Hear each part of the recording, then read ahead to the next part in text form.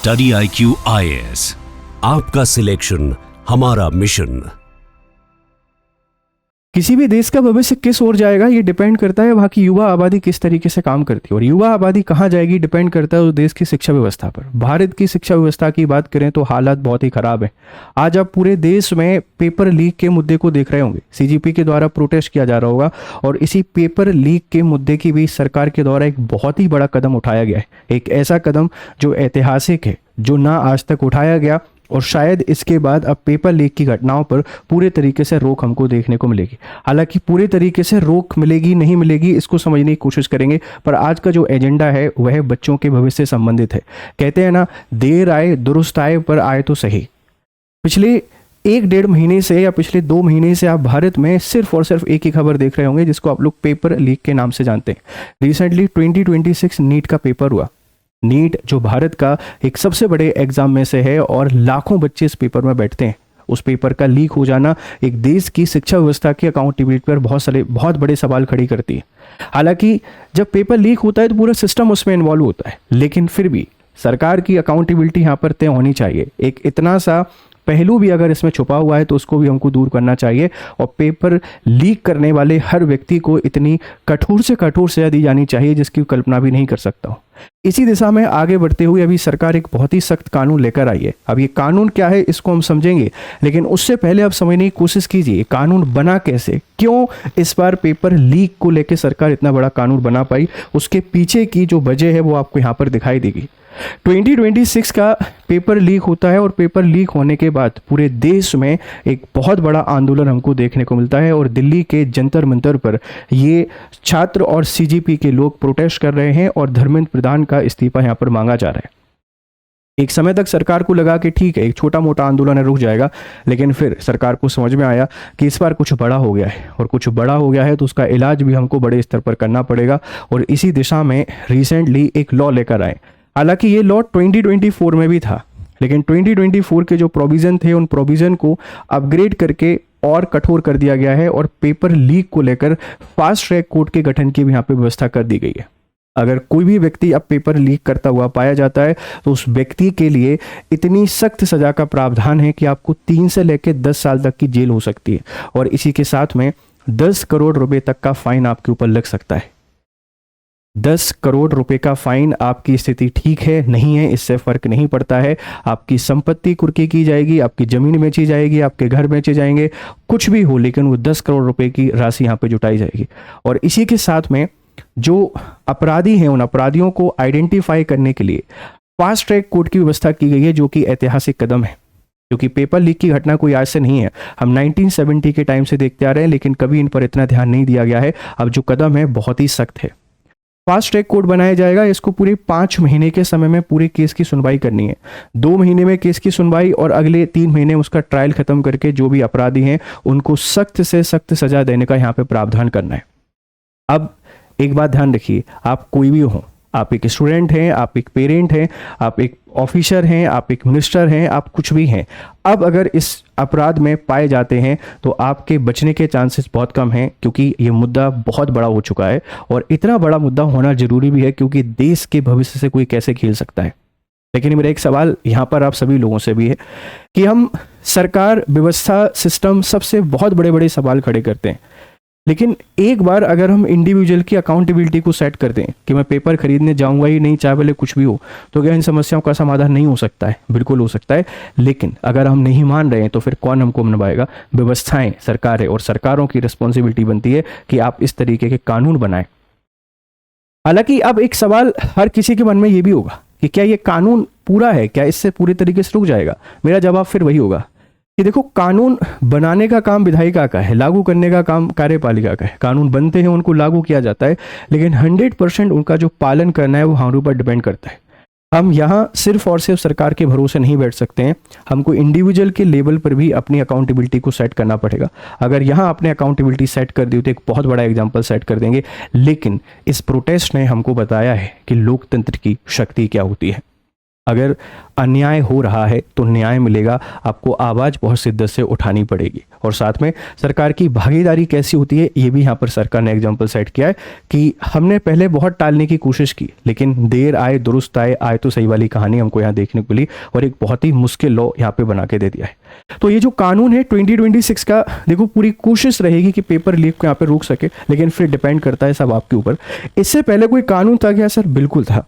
इससे पहले हमको, अच्छा ये कानून क्यों बना, ये इमेज आपको शो कर रही है कि 10 साल का कानून, 10 साल की जेल, 10 करोड़ का फाइन, और किसी भी तरीके के पेपर को अगर आप लीक करते हैं, कोई भी किसी भी तरीके का, इसमें सारी चीज़ें आएंगी। ऐसा नहीं है कि सिर्फ नीट का पेपर है, इस कानून के अंतर्गत सारे पेपर आ रहे हैं। वो नीट है, यूपीएससी है, एसएससी है, कोई भी स्टेट लेवल का कहीं भी पेपर होता है, वो सब कुछ उसमें यहाँ पे कवर किए जाएंगे। और पेपर लीक के मामलों को रोकने के लिए सरकार ने एक 2024 में भी लॉ बनाया था। इस 2024 को सार्वजनिक परीक्षा अधिनियम के नाम से जाना गया। 3 वर्ष की सजा थी, 1 करोड़ का फाइन था, सामान्य प्रक्रिया थी और जांच की अवधि निर्धारित नहीं थी। मतलब 2024 में जो कानून बनाया गया था, आप कह सकते हैं कि एक सिंपल लॉ था, एक कमज़ोर कानून था। लेकिन 2026 में ये 3 साल की जेल से बढ़कर 10 साल की जेल हो गई है, 1 करोड़ की फाइन से बढ़कर 10 करोड़ का फाइन हो गया है और प्रक्रिया को बहुत ही फास्ट ट्रैक कर दिया है। 5 महीने में पूरी प्रक्रिया हमको पूरी करनी है। तो इसमें जिन लोगों के साथ जो अन्याय हो रहा है उसको न्याय यहाँ पे जरूर मिलेगा।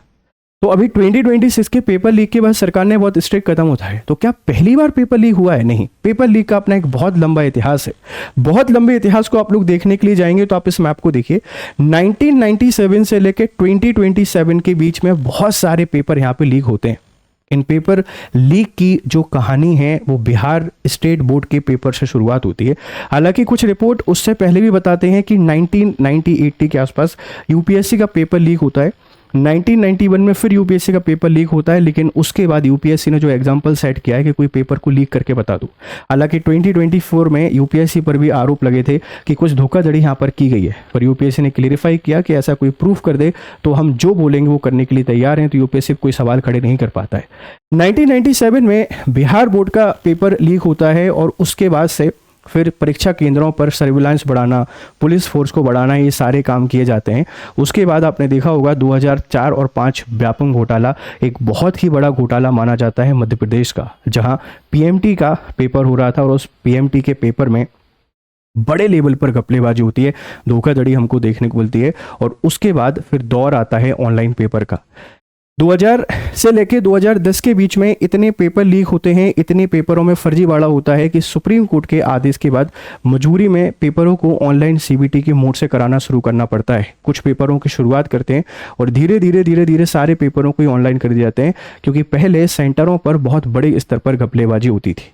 तो ये इतिहास आप यहाँ पे देखेंगे, एक मैप हम बनाकर लाए हैं, आप इसको देखिए कि अगर आपसे बात करें 1997 से लेकर 2010 के बीच की, तो आप यहाँ पे देखिए कि मध्य प्रदेश में पीएमटी 2004 का बहुत बड़ा घोटाला है।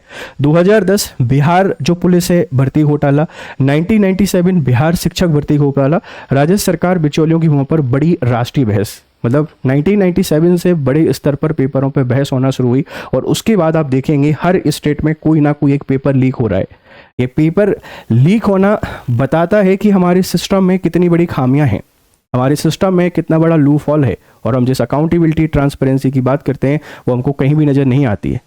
अभी जो कानून बना है, अगर ये सही तरीके से इंप्लीमेंट नहीं होता है तो इससे सख्त सज़ा आपको देनी पड़ेगी। एक बार एग्जाम्पल सेट करना पड़ेगा, चाहे वो भारत का प्रधानमंत्री हो, चाहे वो भारत का कोई मंत्री हो, कोई शिक्षक हो, कोई आईएएस हो, कोई पेरेंट्स हो, कोई बच्चा हो, एक बार आपको एग्जाम्पल सेट करना पड़ेगा।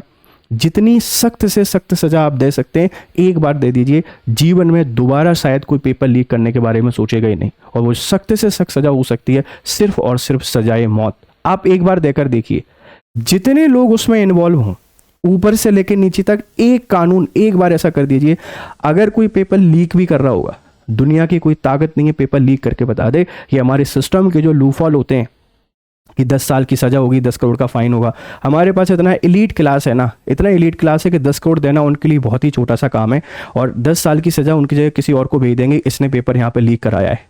तो लेकिन आपको एक बार एग्जाम्पल सेट करना पड़ेगा। और ये जो कहानी हम लोग साल दर साल देख रहे हैं, कभी बिहार शिक्षक भर्ती चला जाता है, कभी पुलिस भर्ती चली जाती है, कभी पीएमटी चली जाती है, फिर राजस्थान का शिक्षक भर्ती आपके पास चला जाएगा, फिर व्यापम घोटाला भारत के इतिहास के सबसे बड़े घोटालों में से एक है। एक ऐसा घोटाला जिसने कुछ लोगों की राजनीतिक जीवन को ही बदल के रख दिया। ना इसके कोई सुराग मिले हैं, ना कुछ भी मिला है। एसआईटी और ढेर सारी चीज़ों का यहाँ पे गठन किया गया और ये अभी भी आपके पास एक कहानी बनी हुई है, एक कहानी बनी हुई है, क्योंकि 2004-05 में पीएमटी की शुरुआत हुई, वहाँ से फर्जीवाड़ा हुआ और 2015 के आसपास आके पीएमटी को पूरे तरीके से बंद करना पड़ा, क्योंकि इतना बड़ा फर्जीवाड़ा इसमें हमको देखने को मिला। फिर हम नीट का जो पेपर है इसको भी 2024 में देखते हैं। नेट के पेपर को लेके बहुत सारी कहानियां सुनते हैं, मतलब हर महीना बदलता है, साल बदलती है, लेकिन पेपर लीक नहीं रुक पा रहा है। अब अकाउंटेबिलिटी आपको सेट करनी पड़ेगी। हालांकि 2023 में राजस्थान, गुजरात, उत्तर प्रदेश, मध्य प्रदेश, इन्होंने पेपर लीक को लेके कानून बनाए, पर कानूनों का सबसे बड़ा लूप हॉल क्या इम्प्लीमेंट नहीं होते, कोई ना कोई बीच से बच के निकल ही जाता है। अभी हाल ही में जो दिल्ली पुलिस है उसने स्पेशल एसआईटी का गठन किया है, एक स्पेशल टीम का गठन किया गया है जो पेपर लीक से संबंधित हर एक मामले को देखेगी और उसमें इन्वॉल्व हर एक व्यक्ति को सख्त से सख्त सजा दिलाने का प्रयास यहाँ पे किया जाएगा। तो भारत में पेपर लीक का इतिहास आज का नहीं है, बहुत पुराने आपको देखने को मिलेंगे। द लीक बेल्ट 2011 से 2019 के बीच में, 2012-17 यूपी पुलिस और पीसीएस की भर्ती, सापा और ये सरकारों के मैं नाम यहाँ पे नहीं लूंगा। 2016 एसएससी सीजीएल बड़े स्तर पर छात्रों द्वारा ऑनलाइन निगरानी पर सवाल। 2018 सीबीएसई 10वीं गणित और अर्थशास्त्र का पेपर व्हाट्सएप पर वायरल हो गया। 2014, 18, 19 बिहार में शिक्षक भर्ती, सिपाही, एसएससी परीक्षाओं में लगातार सेंधमारी, नकली गिरोह चलता रहा। 2013 रेलवे भर्ती, यूपीए 2 साल नौकरी के बाद रिश्वत के मामले यहाँ पर सामने आए। एक साल ऐसा नहीं है जब कोई पेपर लीक नहीं हुआ हो। अभी सख्त कानून बनाया गया है, उम्मीद है ये कानून बेहतर तरीके से काम करेगा और हम इसका बेहतर तरीके से पालन करेंगे।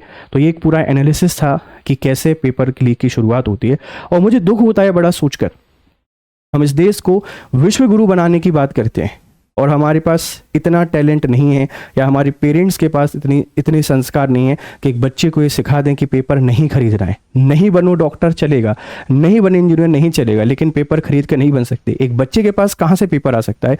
ये पेपर लाखों और करोड़ों में बिकते हैं, या तो बच्चों का ग्रुप खरीदता है या उन बच्चों के पेरेंट्स खरीदते हैं।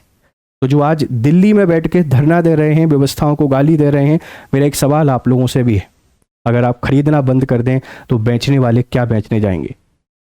उम्मीद है कि पूरी कहानी आपको पसंद आई होगी। हो सकता है मेरे शब्द किसी को खराब लगे हों, पर हमको कंट्रोल यहाँ पे लाना पड़ेगा। भविष्य के साथ खिलवाड़ नहीं कर सकते हैं।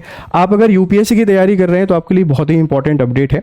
हमारा जो कोर्स है सामान्य अध्ययन P2I बैच 2027, 2028 और 2029 के बच्चों के लिए, ये 27 जुलाई से शुरू हो रहा है। आप इस प्राइस से इस कोर्स में एनरोल कर सकते हैं अगर GRS लाइव कोड का यूज़ करते हैं। तो जुड़िए हमारे कोर्सेज के साथ। एनालिसिस आपको कैसा लगा हमको जरूर बताएं। Thank you very much, have a nice time, good day to all, bye bye. Study IQ IAS, आपका सिलेक्शन हमारा मिशन।